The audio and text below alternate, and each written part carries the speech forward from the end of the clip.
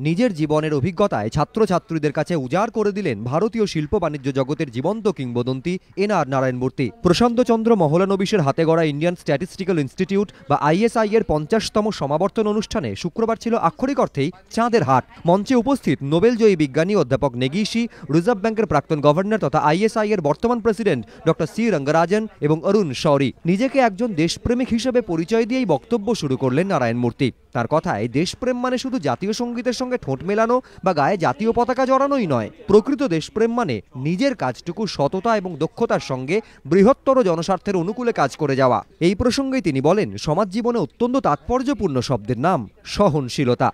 ছাত্রছাত্রীদের প্রতি তার পরামর্শ, সমালোচনায় কখনোই মেজাজ হারিও না, প্রতিপক্ষকে জয় করতে হাতিয়ার করো যুক্তিকে। We're also the most thin-skinned people in the world. We have to learn to take criticisms objectively.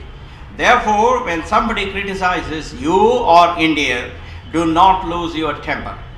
Sit down with him or her, ask for data and facts, and argue rationally. Hold the argument in a courteous and agreeable manner. ISI থেকে পাশ করে যারা বৃহত্তর জগতে ঝাঁপিয়ে পড়বে তাদের জন্য নারায়ণমূর্তির পরামর্শ, স্বপ্ন দেখুন বিশ্বের সেরা হওয়ার, দেশকে সেরা করার। নারায়ণমূর্তি বলেন, তিনি আজও স্বপ্ন দেখেন, ছাত্রছাত্রীরাও স্বপ্ন দেখুক জগৎ সভায় শ্রেষ্ঠ আসন নেওয়ার। দীপক ঘোষ, ABP আনন্দ, কলকাতা।